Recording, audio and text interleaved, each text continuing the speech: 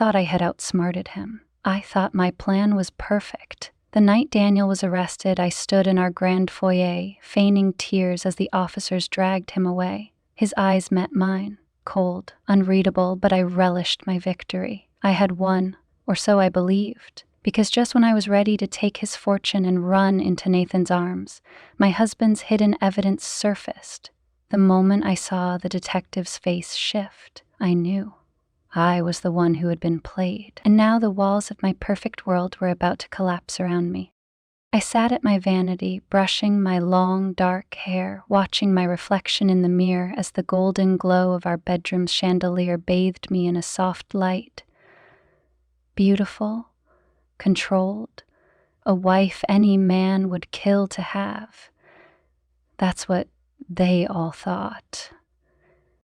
Behind me, Daniel was dressing in his usual crisp black suit, adjusting his cufflinks with the kind of precision that had always annoyed me. He was methodical, predictable, and impossibly dull. His movements were robotic, like a man with nothing left to prove, a man who believed he had everything under control. "Are you going to be home late again?" I asked, keeping my tone casual as I applied a coat of deep red lipstick. Daniel didn't even look up. "A dinner with the investors. Don't wait up."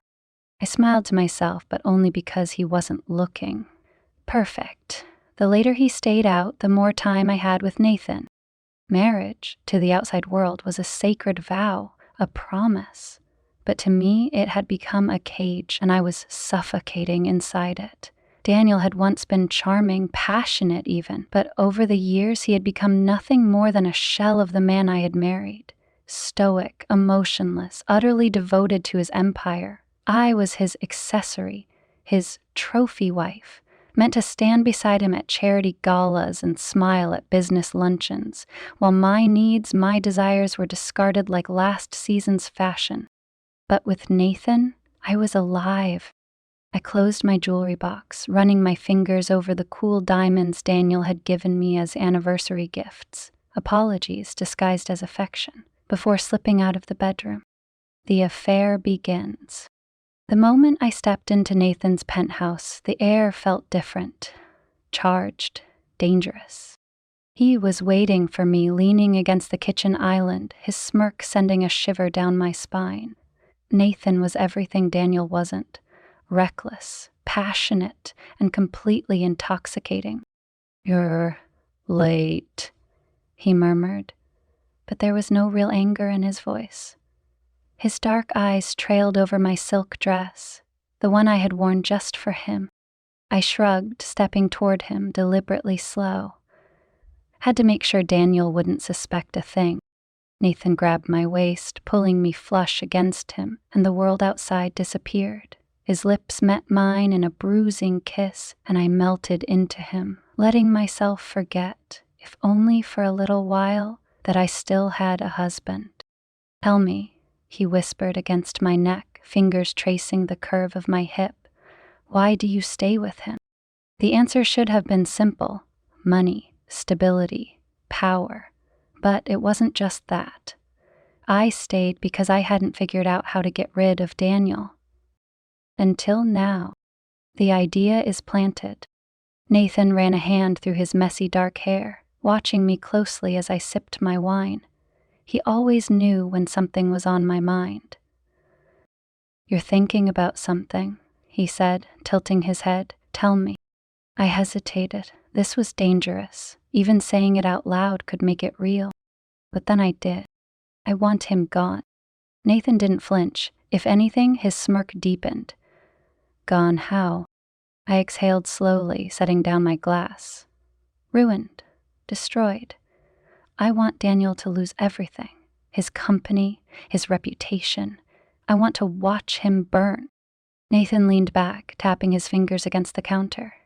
Framing him for something, that could work, if done right. My pulse quickened. He wasn't disgusted. He wasn't telling me I was insane. He was intrigued. "It has to be perfect," I whispered. Nathan smirked, reaching for my hand. "Then let's make it perfect." I looked into his eyes, and for the first time in years, I felt powerful. Because Daniel had no idea what was coming for him.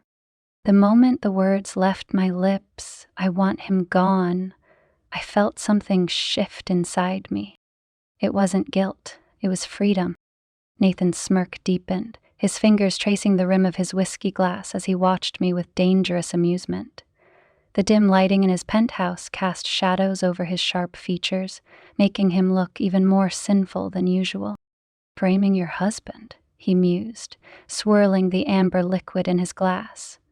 "That's not something a woman just casually brings up over wine." I leaned forward, my red nails tapping against the marble counter between us. "I'm not just any woman." Nathan chuckled. "No, you're not." I knew what he was thinking, that I was ruthless, that I was willing to cross a line most wouldn't dare approach. And he was right. I had spent too many nights lying next to Daniel, listening to the sound of his steady, unbothered breathing while resentment festered in my chest like a disease. Too many years pretending to be the perfect wife, while he prioritized his business over me. Nathan tilted his head. "Tell me, sweetheart, how exactly do you plan on pulling this off?"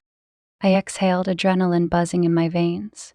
"Daniel owns a financial firm. He handles million-dollar accounts daily. If I plant evidence that he's been embezzling from his own company, the board will destroy him before the police even get involved." Nathan raised an eyebrow, intrigued. "And do you think you can pull that off?" A slow smile crept across my lips. "I know I can." I had spent years watching Daniel, observing how he worked, how he stored files, how he safeguarded information. He thought he was untouchable. But that was the thing about powerful men. They always underestimated the ones closest to them. Nathan reached for my hand, his fingers warm against my skin. "You're really serious about this?" I met his gaze, my voice steady. I've never been more serious about anything in my life. Laying the trap. The next day, I put my plan in motion. Daniel was in his home office, hunched over his laptop, completely engrossed in work. I stood in the doorway, dressed in nothing but a silk robe, watching him. "Busy?" I asked, my voice sweet, laced with something I knew would catch his attention. He barely looked up. Always. God, he was predictable. I moved closer, placing my hands on his shoulders, feeling the tension in his muscles. "Maybe you should take a break." "I can't," he murmured. "This is important." I glanced at the screen, scanning the encrypted spreadsheets and financial documents. Perfect. I pressed a slow kiss to the back of his neck. "I'll be waiting in bed." It was all the distraction I needed. As I left the office, I made sure to accidentally knock over a stack of papers. Daniel sighed, but barely reacted as he bent down to pick them up. Good. That meant he didn't see me slip a small USB drive into his laptop's port. I walked away with a smirk. The virus Nathan gave me was already at work, forging the evidence. I met Nathan later that night in a dimly lit parking lot. The thrill of what we were doing pulsed through me like an intoxicating drug. "Did it work?" he asked, as he leaned against his car, looking at me like I was the most dangerous thing he'd ever seen. I tossed the USB drive into his hands. "It worked." Nathan grinned, sliding a hand over my hip, pulling me against him. "Damn, you're sexy when you're scheming." I laughed, breathless, as his lips trailed down my neck. "Now," he murmured between kisses, "let's make sure Daniel burns for this." I closed my eyes, surrendering to him, knowing that soon I'd be free. Setting the stage. Over the next week, I laid the final pieces of the puzzle. I used Daniel's passwords, ones I had memorized over the years, to send anonymous emails to his board members, attaching fabricated documents that made it look like he had been skimming millions from client accounts. I planted suspicious transactions in his name, linking them to offshore accounts Nathan had set up. I even went as far as to leave an anonymous tip to an investigative journalist, a young, ambitious woman looking for her big break. By the time the whispers started, Daniel was already walking into a trap, and he had no idea. The beginning of the end. A few nights later, I was in bed, scrolling through my phone, when Daniel finally looked up from his laptop. His brows were furrowed, his expression tight. "Something's wrong," he said. I faked a concerned look. "Someone's been spreading rumors about my company. Claims of fraud." I sat up, feigning surprise. "Fraud?" Daniel exhaled sharply. "It's ridiculous, but I need to get ahead of it before it escalates." I reached out, placing a hand on his arm. "You'll figure it out, you always do." Inside, I was screaming with delight, because for the first time, Daniel wasn't in control. And soon he'd realize just how much power I truly had. The first sign that my plan was working came the next morning. Daniel was already on the phone when I walked into the kitchen, his voice sharp, demanding. His coffee sat untouched on the counter, steam curling into the air, forgotten. I leaned against the doorway, watching as his composed, calculated demeanor began to crack. "I don't care who started the rumors, I want them shut down," he snapped into his phone. A pause. His fingers tightened around his mug, knuckles white. "No, I did not authorize any offshore accounts. That's absurd." I bit my lip to keep from smiling. The trap was closing around him. I moved toward him, placing a hand on his back, pretending to be the supportive wife. "Everything okay?" He barely looked at me. It's a mess. Someone's spreading lies about me, about the company. I have the legal team on it, but it's bad." "That's awful," I murmured, rubbing slow circles into his back. "Do you think someone is trying to set you up?" He exhaled, rubbing his temples. "I don't know. It doesn't make sense." "Oh, but it did. It made perfect sense because I was the one pulling the strings." Tension rises.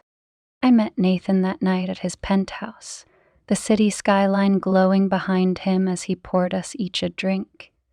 The tension in my chest unwound the second I stepped into his arms. "He's starting to panic," I whispered, relishing the way Nathan's lips trailed down my throat. "Good," he murmured against my skin. "The police will be involved soon. Everything is in place." I pulled back, tilting my head. "You're sure?" Nathan smirked. "Sweetheart, with the evidence you planted, Daniel won't be able to talk his way out of this." The thought sent a rush of exhilaration through me. I had spent years in his shadow, years being the perfect wife while he treated me like an afterthought. Now, I was in control. I gripped Nathan's shirt, pulling him closer. "I want to celebrate." He chuckled, lifting me onto the counter with ease. "I like the way you think." And for the next few hours, Daniel was the last thing on my mind. The breaking point. 2 days later, the house was eerily silent when I came home. Usually Daniel was on the phone, pacing, handling some high-stakes deal. But today he was just sitting in his office, staring at his computer screen. I leaned against the doorframe, feigning concern. "Daniel?" He didn't answer right away. When he finally looked up, there was something in his expression I couldn't quite read.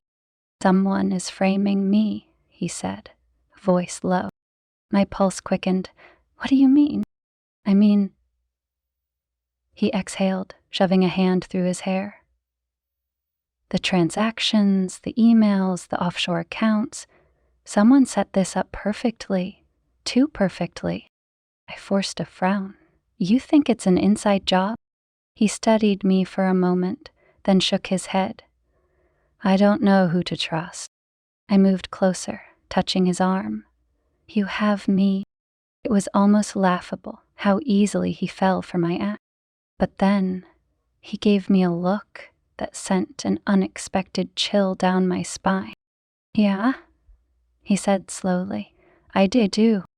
Something about the way he said it made my stomach tighten. Did he suspect something? No, he couldn't. I had been careful. But still, unease prickled at the back of my neck as I kissed his cheek and left the room. The arrest. The moment I had been waiting for came 2 nights later. I was in the kitchen, sipping wine, when I heard the knock on the front door. Sharp, authoritative. I knew what was coming, but still, I gasped for effect as I watched Daniel open the door to find 2 detectives standing on our doorstep. "Mr. Calloway?" one of them asked. Daniel frowned. "Yes? I'm Detective Harris. This is Detective Reed. We need to ask you a few questions about some suspicious financial activity within your company." I pressed a hand to my chest. "Suspicious activity?" Daniel's expression darkened. "This is a mistake." One of the detectives pulled out a folder, flipping it open. "We have multiple records linking you to fraudulent offshore accounts and unauthorized wire transfers. Given the scale of this operation, we'll need you to come down to the station." Daniel's jaw tightened. "I want my lawyer." "Of course," the detective said, "but you'll have to come with us." It happened so fast, the handcuffs, the flashing lights of the squad car, the utter humiliation on Daniel's face as the entire neighborhood watched. I stood on the porch, watching as my husband was taken away, my expression carefully composed. Inside, I was screaming with victory. The aftermath. I waited an hour before I called Nathan. "It's done," I whispered into the phone. "About time," he said, amusement in his voice. "How does it feel?" I exhaled, closing my eyes. "Like I won." Nathan laughed. "You did win, sweetheart." But then he added, "As long as nothing comes back to bite us." That sent a strange shiver down my spine. But I shook it off. Nothing would. I had covered my tracks. Hadn't I? The first sign of trouble. The next morning, I woke up expecting freedom. Instead, I woke up to a nightmare. It started with a phone call from Daniel's lawyer.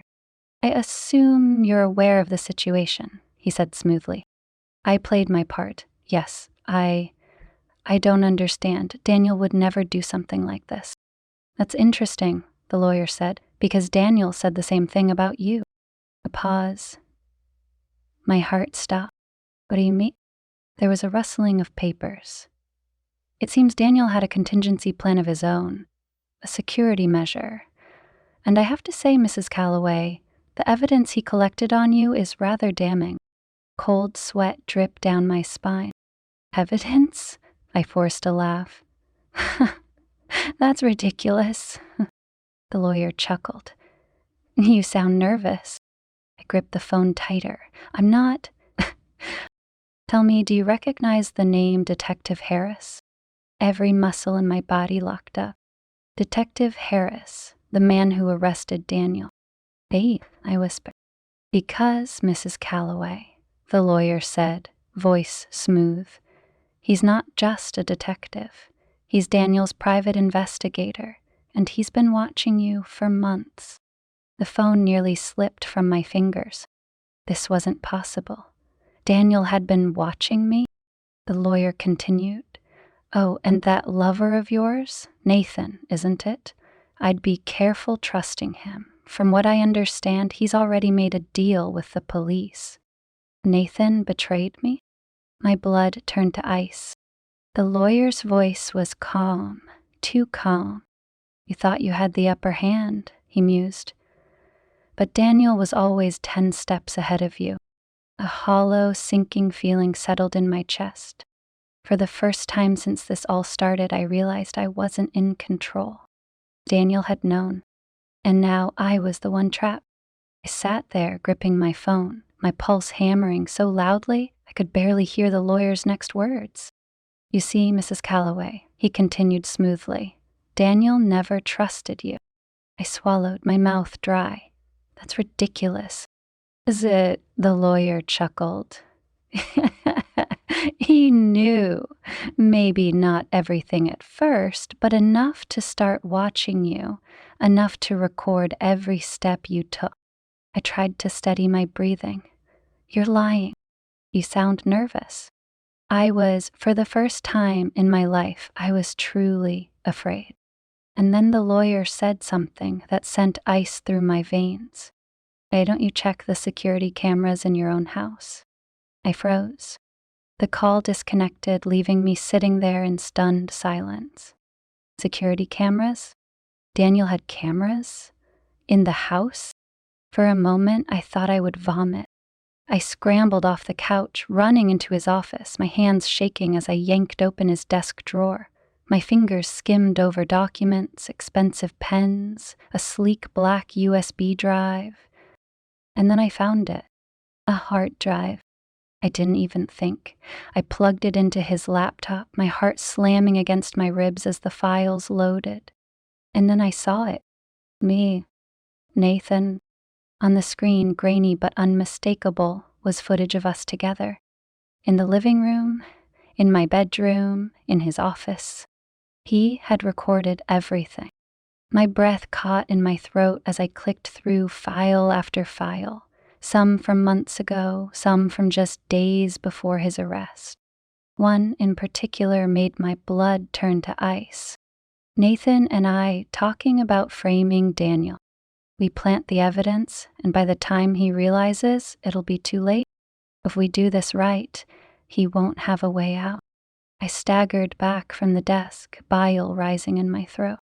He had known the whole time. I pressed a trembling hand over my mouth, the realization sinking in. I was the one who had been played. Nathan's betrayal. I had to fix this. I grabbed my keys, my mind racing as I sped to Nathan's penthouse. I stormed inside without knocking, my heels clicking against the marble floors. Nathan? He was standing by the window, a drink in hand, his face unreadable. Nathan, we have a problem. I know. I stopped, my breath hitched. He turned slowly, swirling the amber liquid in his glass. His gaze flicked to mine, unreadable. Sit down, sweetheart. My stomach twisted. Something was wrong. I don't have time for this, Nathan. Actually, he cut in smoothly, you don't have much time at all. The room spun. Nathan sighed, setting his drink down. Daniel made me an offer. A good one. The kind of deal I'd be a fool to turn down. I felt the floor drop out from beneath me. You? My voice caught. You made a deal with him? Nathan tilted his head, as if bored. You didn't actually think I'd go down for this, did you? He smirked. I might like playing with fire, sweetheart, but I'm not stupid. My breath hit. You set this up with me, I hissed, taking a step closer. This was your idea, too. Nathan shrugged. Yeah, but I don't have a marriage license with his last name. Oh my God. I staggered back. You're throwing me under the bus. He smirked. More like saving my own ass. My world crashed around me. Nathan had betrayed me, just like Daniel had known all along. And then a sharp knock at the door. My blood went cold. Nathan's smirk didn't waver. You should answer that, he said, nodding toward the door. I turned, heart hammering, my legs shaking as I reached for the handle. And then the door burst open. The police were there. Mrs. Calloway, one of the officers said, stepping forward, handcuffs at the ready. You're under arrest. The downfall. The drive to the station was a blur. The interrogation room was cold, sterile, suffocating. I sat there, my wrists cuffed to the table, my breath shallow as Daniel stepped into the room. He was calm, collected, unshaken. He took a seat across from me, folding his hands neatly on the table.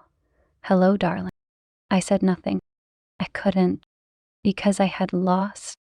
You look surprised, he mused. I suppose you thought you were untouchable. I clenched my fists. You set me up. Daniel chuckled. No, sweetheart, you set yourself up. I just let you walk right into it. My stomach churned. You were always 10 steps ahead. He tilted his head. Of course I was. You think I didn't notice? The late nights, the lies. Nathan, his gaze darkened. You insult me, really. I swallowed, panic creeping in. We can fix this. Daniel leaned in, his voice calm, composed. I don't want to fix this, he said. I felt my heart splinter. The officer beside him slid a file across the table. We have enough evidence to charge you with conspiracy, fraud, and obstruction of justice, Mrs. Calloway. I blinked rapidly, my breathing shallow. This wasn't happening. This couldn't be happening. I turned to Daniel, the man I had spent years underestimating. You planned this all along, I whispered. His lips curled into a slow, cruel smile. Oh, darling, he murmured. I didn't just plan it. His voice dropped to a whisper, just for me. I enjoyed every second of watching you fall. The door opened. 2 officers stepped in. Time's up, one of them said. They grabbed my arms, yanking me to my feet. My perfect world had shattered. My lover had betrayed me, and my husband had destroyed me. As they led me away, my vision blurred with panic. I looked over my shoulder one last time. Daniel was still sitting there, calm, victorious. The last thing I saw before they dragged me out of the room, his slow, satisfied smirk. The cell was freezing. I sat on the hard metal bench, my arms wrapped around myself, but it wasn't the cold that made me shiver. It was the weight of my own downfall crushing me. I had planned everything perfectly. Or so I thought. Now here I was, trapped in a place I never imagined for myself, a place I thought was reserved for people like Daniel, for people who lost. But somehow I had become the loser. I squeezed my eyes shut, willing my brain to wake up from this nightmare. But when I opened them, I was still here. The sound of footsteps echoed through the hallway. I looked up just as an officer unlocked the heavy iron door. Your lawyer's here, she said. I stood, my legs stiff from sitting so long, my wrists still ached from the handcuffs. I followed the officer down the corridor, my mind racing. Daniel had planned this. He had been watching me for months, waiting for me to make my move. And when I did, he let me dig my own grave. How much did he know? How long had he known? I clenched my fists as I stepped into the small visitation room, my breath hitching the second I saw who was waiting for me. Daniel. He sat there, perfectly composed, perfectly calm. His tailored suit was crisp, his watch gleaming under the fluorescent lights. I swallowed hard. Where's my lawyer? Daniel tilted his head, amused. Oh, sweetheart, your lawyer's busy trying to piece together the wreckage you left behind. My jaw clenched. Why are you here? He leaned forward, resting his elbows on the table between us. I wanted to see you one last time, he said, smoothly. I stiffened. One last time? Daniel nodded, his eyes flickering with something dark and satisfied. You're going away for a long time, my dear. Might as well say our goodbye. A cold dread slithered through my spine. You don't have enough to convict me. Daniel chuckled, shaking his head. Oh, but I do. The evidence you planted against me, flimsy at best. But the evidence I collected against you, ironclad. I swallowed, trying to keep my face neutral. Nathan turned on you the moment he realized the walls were closing in, Daniel finished for me. He cut a deal, gave the police everything. I flinched. You're lying. Daniel slid a thin file across the table. I hesitated before opening it, my fingers trembling as I scanned the documents inside. Bank statements, offshore transactions, emails between me and Nathan, photos, footage. It was all there. Everything I had done, every step I had taken, meticulously documented. My stomach turned to lead. I snapped the file shut, glaring at him. You set me up. Daniel shrugged. No, darling, you set yourself up. I just collected the evidence. You always knew. I whispered, horror creeping into my voice. He smirked. The night you met Nathan at that charity gala, I knew something was off. The way he looked at you, the way you looked at him. You're not as discreet as you think. I inhaled sharply. You should have confronted me. And ruined the fun? Daniel laughed, shaking his head. No, I wanted to see how far you'd go. I wanted to see how willing you were to burn me. His smirk vanished, replaced by something colder, darker. And, sweetheart, he murmured, his voice like steel, you didn't disappoint. My heart hammered in my chest. What do you want, Daniel? He leaned back, crossing his arms. Nothing. I already have everything. He tilted his head, studying me.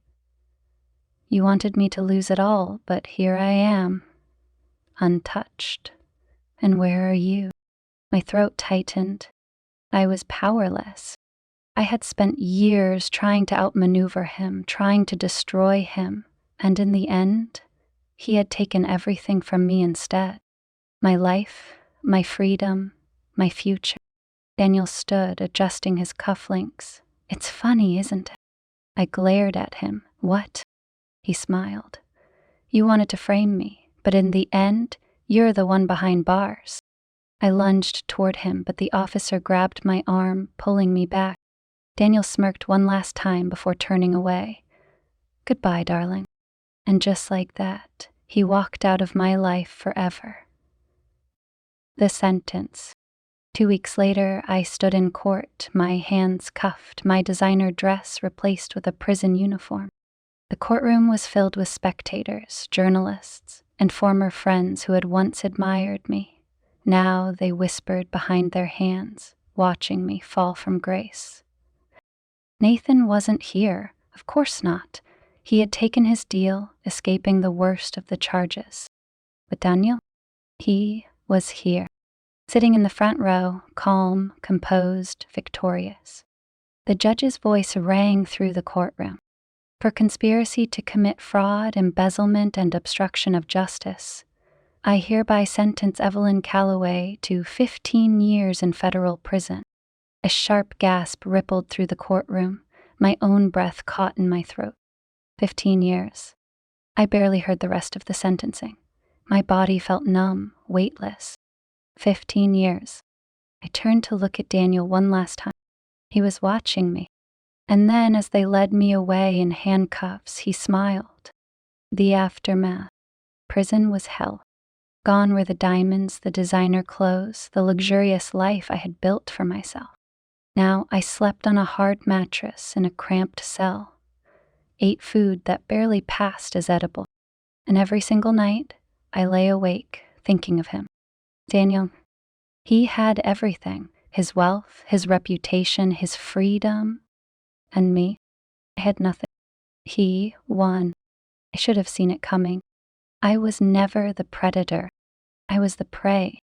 And Daniel Calloway, he had just played me like a game, and won. The prison walls were suffocating. The cold metal bars, the dull flickering lights, the never-ending stench of regret, it all pressed down on me like a slow, inescapable death. Days blurred together, turning into weeks, into months. I lost track of time, lost track of who I had been before this nightmare began. I used to be powerful. I used to have control. Now I had nothing. No money, no luxury, no freedom, and worst of all, no one. Nathan was gone. He had disappeared the moment his deal was signed, probably somewhere far away, spending his freedom with another woman, just as stupid as I had been. My former friends, they had erased me from their lives the moment the verdict was read. My family, they refused to even acknowledge me. And Daniel, he was still out there, living the life I should have had, untouched, unbothered, winning. I could see him on the news sometimes, flashes of his perfectly pressed suits, his effortless charm as he spoke at business conferences, shaking hands with politicians, making powerful deals. He had walked away from the scandal clean while I rotted behind bars, forgotten. The world believed him. He had played the part of the betrayed husband flawlessly, and I had been the perfect villain in his story. I spent hours replaying everything in my mind, dissecting every single moment, every mistake, every miscalculation. I had thought I was in control. I had thought I had power. But in reality, Daniel had seen every move I made before I even made it. And he had waited for me to hang myself with my own rope. The realization was worse than the prison bars. I had never stood a chance. The first time I saw him again was 3 years into my sentence. I had been called into the warden's office, something that never happened. My stomach twisted in knots as I walked in, my prison-issued shoes scuffing against the cold tile, and then I saw him. Daniel, sitting in a leather chair, legs crossed, his tailored suit untouched by time. He hadn't changed. If anything, he looked better, more powerful, more dangerous. The warden barely looked at me, nodding at the guards. "Leave us." I watched as the door closed, leaving me alone with the one man I hated more than anything in this world. I forced myself to breathe. "Why are you here?" Daniel smiled, tilting his head slightly. "You look terrible, darling." I clenched my fists. "And you look just as smug as ever." He let out a soft chuckle, shaking his head. 3 years and you're still just as predictable. My body was rigid, every muscle tense. "You have nothing to gain by being here. So why don't you just leave?" He leaned forward, his elbows resting on his knees, his dark eyes pinning me in place. "I came to see if you've learned your lesson yet." My nails dug into my palms. "Lesson?" His smirk faded, his voice turning cold. "You underestimated me. That was your first mistake. You thought I was blind. That was your second. And your third?" He tilted his head. "You got greedy." I inhaled sharply, my chest tightening. "I wasn't greedy. I wanted what was mine." He laughed at that, a dark, sharp sound that made the room feel smaller. "You wanted everything. You wanted to take me down, steal my wealth, my company, my reputation." He leaned in slightly. "And now, look at you, sitting in a prison cell, reduced to nothing, while I'm still exactly where I was before." A lump formed in my throat, but I swallowed it down. "You should have just divorced me." His eyes darkened. "And let you win? Let you walk away with half my empire?" He scoffed. "No, sweetheart, that was never going to happen." I hated how calm he was, how unaffected. I wanted him to yell, to show some kind of emotion, but he didn't. He never did. That was what made him so dangerous. I forced my voice to stay steady. "So what now? You just came here to gloat?" He exhaled slowly, tapping his fingers against the armrest of the chair. "No, I came to offer you something." I stilled. "What?" His eyes flickered with amusement. "Freedom." My breath caught. "What?" Daniel straightened, smoothing out his suit. "I've pulled some strings. If you agree to sign certain documents that will permanently relinquish your claim to any of my assets, any of my properties, any stake in my company, you'll be released within the year." I stared at him, my heart racing. "You want me to sign away everything?" His smile was slow, deliberate. "You already lost everything, darling. This is just a formality."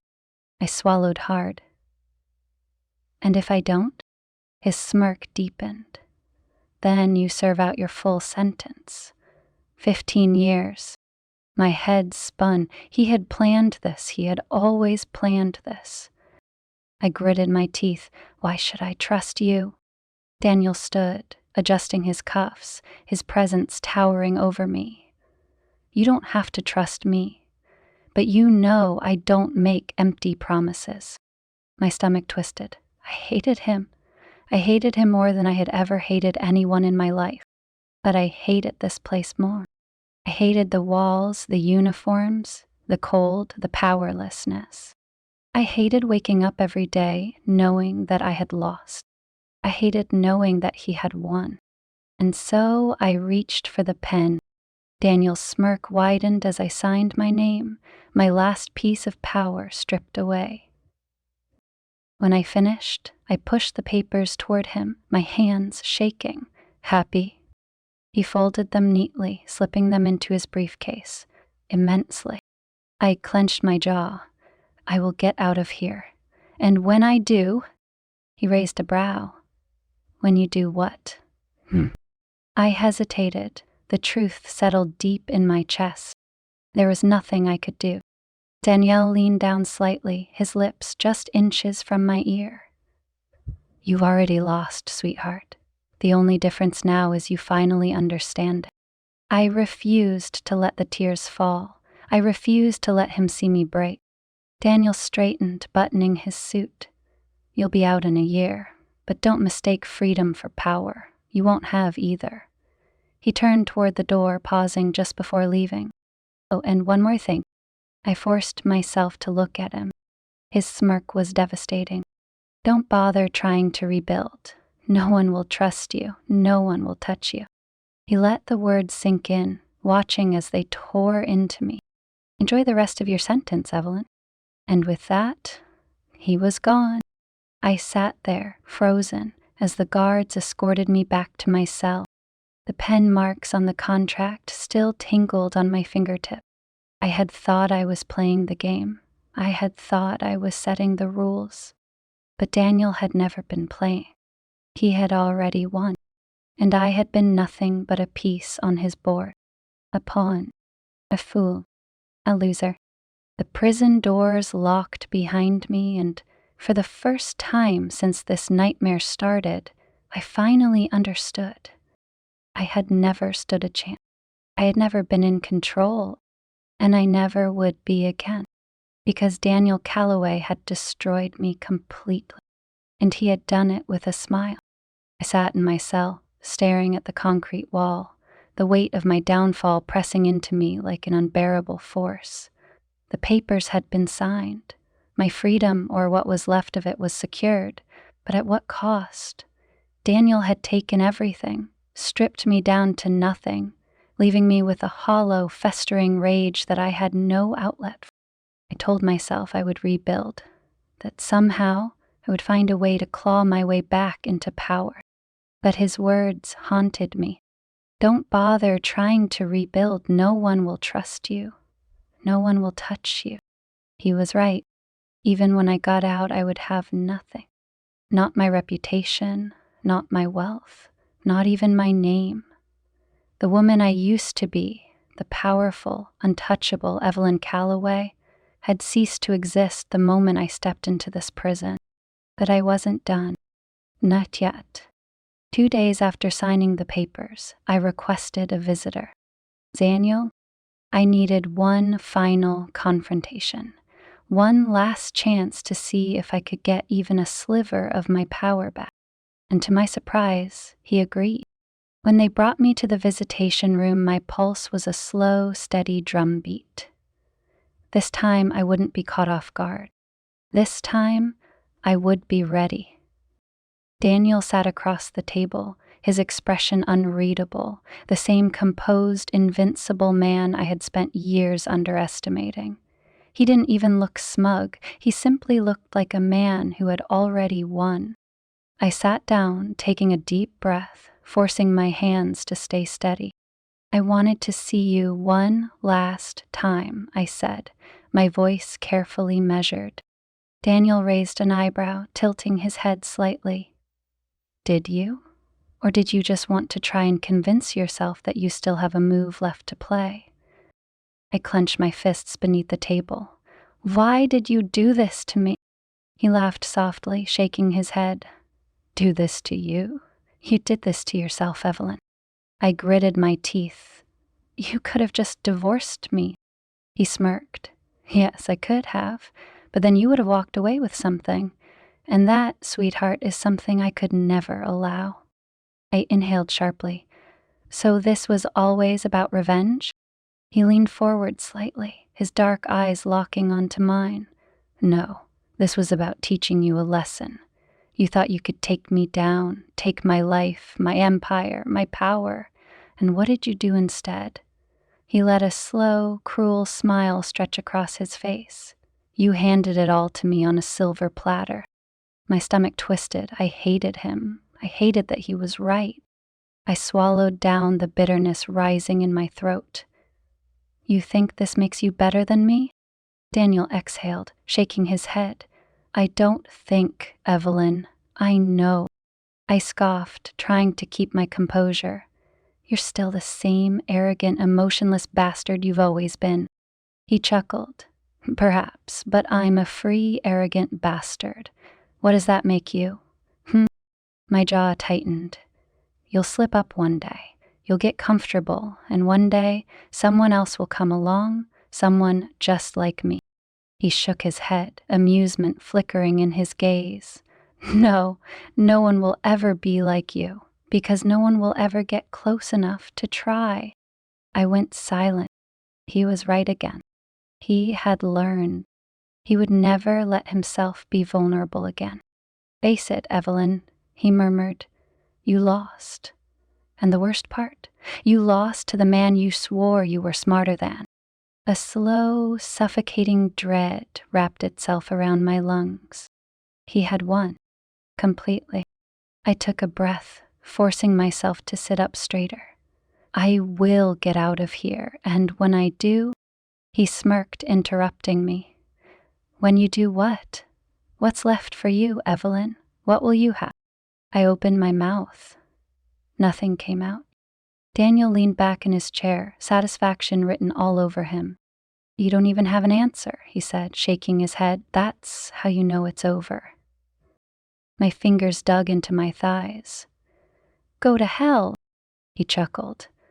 Darling, I own hell, and you? You're just another soul I sent there. The guard at the door cleared his throat. Time's up. I stared at Daniel, my hatred burning, scalding. This isn't over. His smile was slow, deliberate. Yes, it is. He stood, adjusting his suit, giving me one last look before walking away. I stayed seated, my entire body rigid, my breath shallow. I had asked for one last confrontation, and Daniel Calloway had made one thing excruciatingly clear. There was nothing left for me to fight for. I had already lost, completely, irrevocably. And worst of all, Daniel never even had to break a sweat. The door to the visitation room slammed shut behind Daniel, leaving me alone with nothing but the echoes of my own breathing.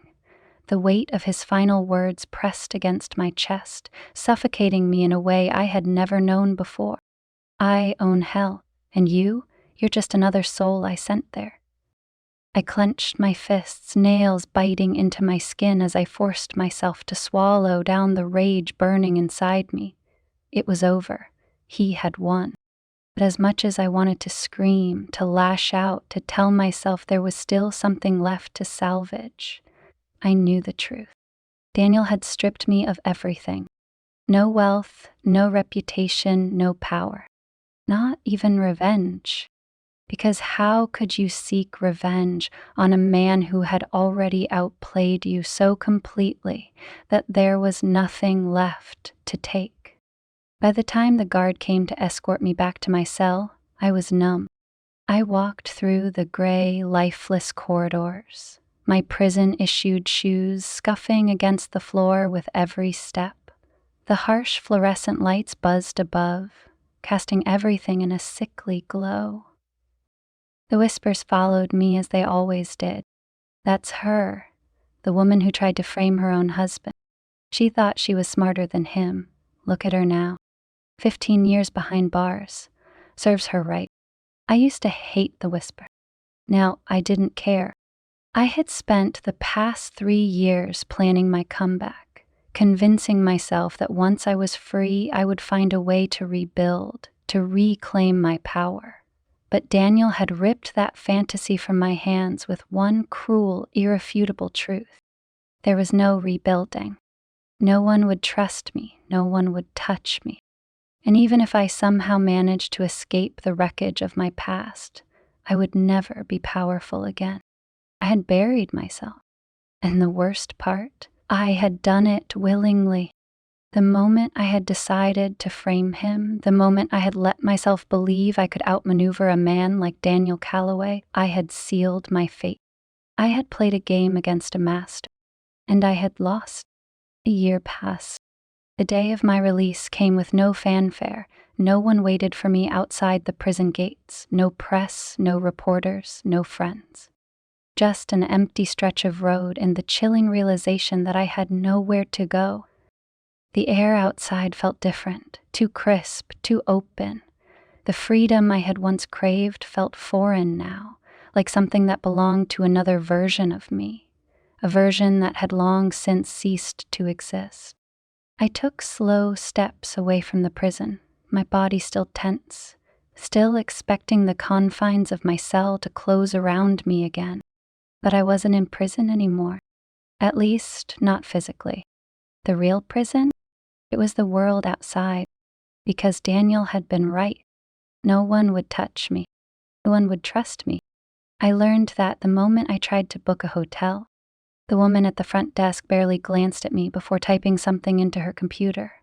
Then her expression shifted. The hesitation, the tightening of her lips, the forced neutrality in her voice when she said, "I'm sorry, ma'am, but we don't have any rooms available at the moment." A lie. I could see the open listings on the screen behind her. She just didn't want me staying there. I clenched my jaw, forcing a smile. Right. Thanks. As I walked out onto the street, a cold realization settled deep in my bones. I had known this would happen, but I had underestimated just how much the world had erased me. I wasn't just a social outcast. I wasn't just forgotten. I was unwanted. I tried everything. Apartments refused to rent to me. Job applications went unanswered. The moment anyone ran my name through a search, their demeanor changed. Their smiles faltered. Their politeness became forced.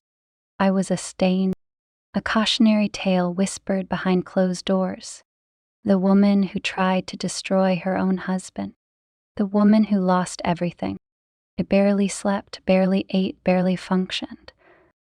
I existed. That was all. But the cruelest moment came 2 months after my release.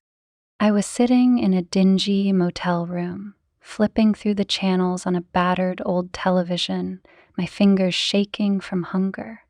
I had barely scraped together enough money to last the week. And then I saw him. Daniel. His face filled the screen as a news anchor spoke about his latest business deal, a multi-million-dollar expansion that was set to make him even richer than he already was. He was thriving. Even after everything, he was still at the top of the world, untouched by the storm that had obliterated me. I felt my chest tighten, my stomach twisting with something that felt dangerously close to grief. Because it wasn't just that Daniel had won.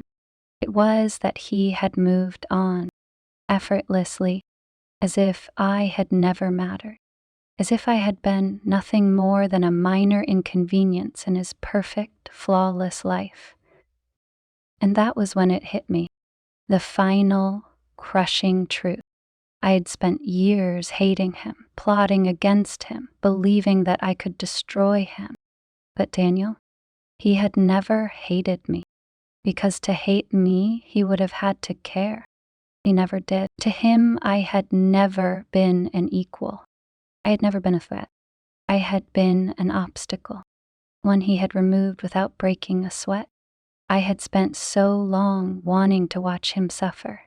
But in the end, I was the only one suffering. I turned off the television, the screen going black.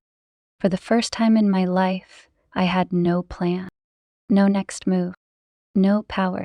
Nothing. I sat there in the darkness, my hands trembling in my lap, and realized the most terrifying truth of all. I was truly, utterly, irreversibly ruined, and there was no coming back from this. I sat in the dimly lit motel room, staring at my reflection in the cracked bathroom mirror. The woman who looked back at me was a stranger. Gaunt, hollow, unrecognizable. Once I had been untouchable, admired, feared. I had dripped in diamonds, walked through life with the quiet confidence of a woman who knew she held power in the palm of her hand. But now I was no one. The world had moved on. The people who had once begged for my attention now wouldn't look me in the eye. My name, which used to command respect, now only inspired whispers. Daniel had erased me. He hadn't just beaten me. He had made sure I ceased to exist. I ran my fingers over my face, tracing the sharp lines that hadn't been there before, the weight I had lost, the exhaustion that was now permanently etched into my features. This was my reality, and for the first time, I had no plan to escape it. I had spent years believing I was in control, that I could twist life to my will, that no man, not even Daniel Calloway, could outmaneuver me. But I had been wrong, so devastatingly, painfully wrong, because Daniel had never needed to fight me. He had simply waited for me to make a mistake, waited for me to hand him the weapon he needed to destroy me. And I had done exactly that, gift-wrapped in my own arrogance. I sank down onto the edge of the bed, staring at my hands. There was nothing left for me. No home, no future, no name. Even the hatred that had once burned so hot in my veins had cooled. Because what was the point of hating a man who had already won? He had played the game better. He had played the game perfectly. I had spent so much time trying to prove I was stronger, smarter, better. But in the end, the truth was humiliatingly simple. I had never been his equal. Daniel had never even broken a sweat bringing me to ruin. And that was what haunted me the most. Because if he had fought, if he had struggled, if I had at least been a challenge, then maybe, just maybe, I could have held on to the illusion that I had mattered. But I hadn't. To him, I had never been anything more than a temporary problem. And now, I was nothing at all. The old Evelyn would have clawed her way back from this, would have found a way to rise again, to make Daniel pay. But that Evelyn was dead. I had buried her the day I tried to outmaneuver a man who had been playing a game I never truly understood. A sharp, bitter laugh escaped my lip. Daniel had told me all those years ago that I had underestimated him. I hadn't believed him then, but I did now. I believed it with every broken, hollow piece of me. For the first time in my life, I finally understood. I had never stood a chance, and I never would again. I sat in the grimy motel room, the air stale, the flickering light overhead casting shadows that stretched and curled like ghosts. I was supposed to be dead, not in the literal sense, but in every way that mattered. Daniel had made sure of that. He had buried me alive, stripped me of power, erased my existence from the world. I had lost everything. No future, no wealth. Not even a name worth remembering. I was nothing more than a whisper of scandal, a cautionary tale told behind manicured hands over expensive dinners. And yet, I was still here. Some part of me had expected that after my release, after everything, I would just fade away, that I would simply stop existing in the ways that mattered. But there is a cruel thing about survival. It doesn't care what you deserve. And I was still breathing. I had nothing, but I was still breathing. And as long as I was breathing, I could still take something from him. Daniel Calloway, the man who had destroyed me, the man who had won. My fingers curled into the rough motel sheets as an old, familiar feeling slithered into my veins. Hatred.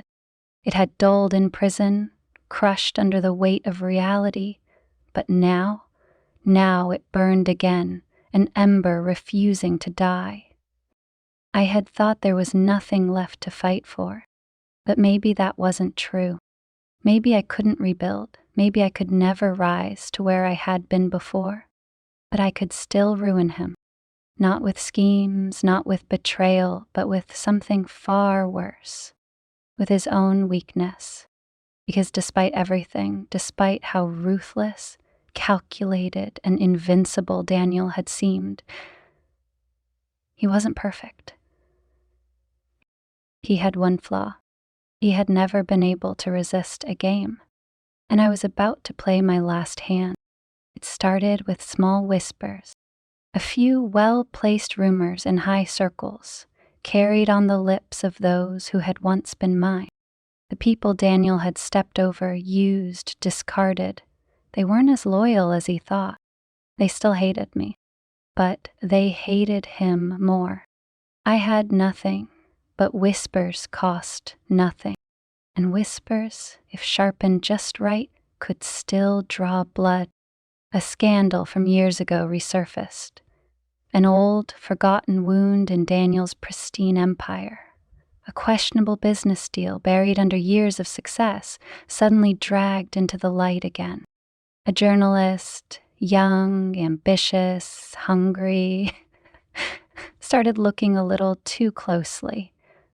Daniel's empire was untouchable, but his reputation wasn't, and that was all I needed. Because Daniel didn't fear losing money. He feared losing control, and I knew him well enough to see the first signs of his unraveling. 3 months later, I saw him again. Not in a courtroom, not in a prison cell, not even in the polished halls of his company, but in a quiet, private lounge, tucked away in a hotel that catered to men like him, men who valued discretion. I had waited, watched. I had learned his schedule again, tracked his movements, not like an enemy, but like a ghost of his past, creeping back into his world. And tonight, he was alone. For the first time in years, he was alone. No assistance, no security, no carefully curated walls of power to keep the world at bay. Just Daniel, sitting at a dark table with a glass of whiskey in his hand, staring at nothing. He knew. He had felt the shift, the small, nearly invisible cracks forming in the foundation of his empire. He wasn't losing, not yet, but he was playing defense. And for a man like Daniel Calloway, that was worse than losing. I stepped into the dim glow of the lounge, my heels silent against the carpet. I let him see me only when I wanted him to. His head lifted. His eyes met mine. And for the first time since he had walked away from me in that prison visitation room, he didn't look invincible. His expression didn't shift, didn't betray anything. But I knew him, and I saw it. The flicker of recognition, of realization. I smiled, slow, steady. I could have said 1,000 things. Could have thrown his own words back at him. Could have reminded him of the way he had smiled that day, the way he had left me for dead. But I didn't. I simply slid into the seat across from him, folded my hands on the table and said, "Miss me?" For the first time in our twisted, tangled history, Daniel Calloway didn't have an answer. I had planned my revenge. I had wanted to watch him fall. But now, sitting across from him, watching his fingers tighten around his glass, I realized something. It would never be enough. I had spent years chasing power, chasing control. And now, with him sitting here, cracks forming around the edges of his perfect world, I felt nothing. Not satisfaction, Not victory, not even closure, because Daniel Calloway had already taken everything from me. And no matter what I did, no matter how many pieces of his world I tore down, he would always be the one who mattered more, the one who walked away, the one who survived. I had wanted to destroy him, but he had already destroyed me, and that was the worst ending of all. I watched Daniel's fingers tighten around his glass, the amber liquid inside catching the dim light. For the first time, I saw something in his eyes that I hadn't seen before.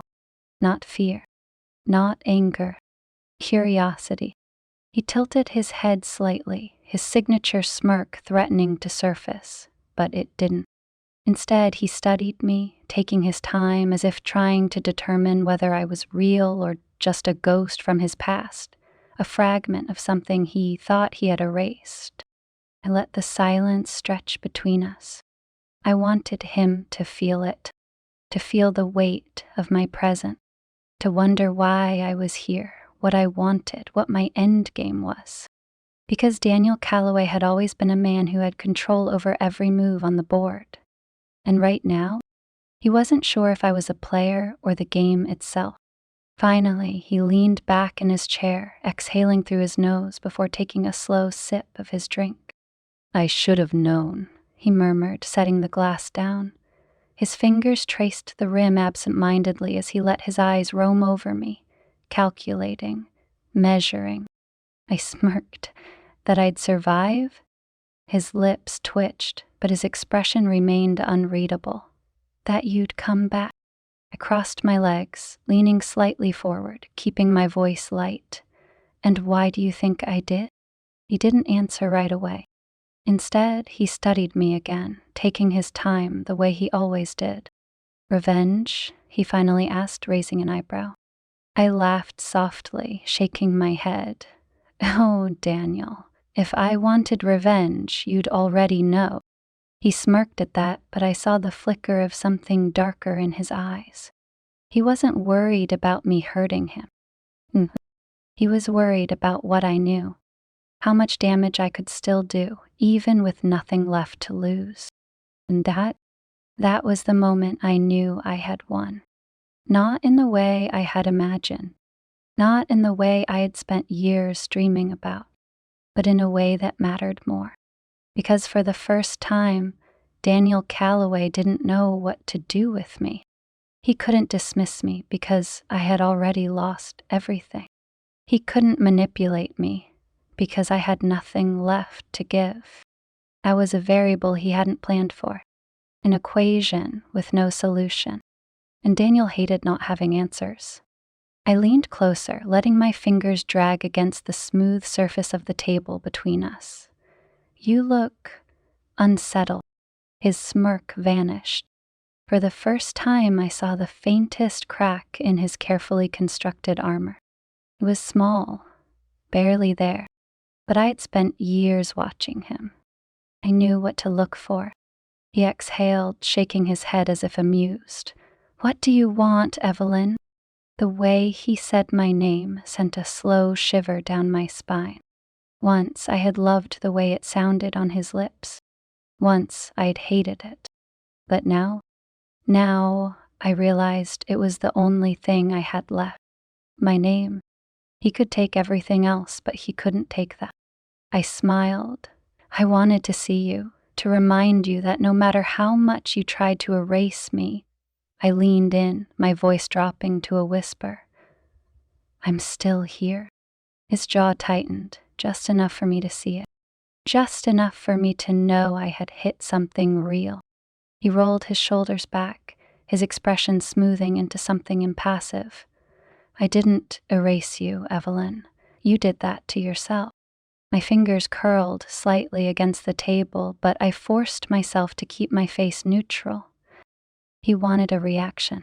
He wanted proof that I was still desperate, still clinging to the past. So I gave him nothing. I just smiled.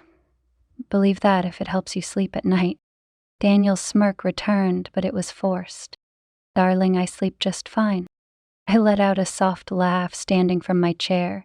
His eyes followed my movements, sharp, assessing. For once, I was the one who had the final move, and I wasn't going to waste it. I placed my hands flat against the table, leaning in until our faces were only inches apart. "You don't sleep fine, Daniel," I whispered, "because you and I both know you don't feel alive unless you have someone to fight." His expression didn't change, but I saw it. The flicker of something in his eyes.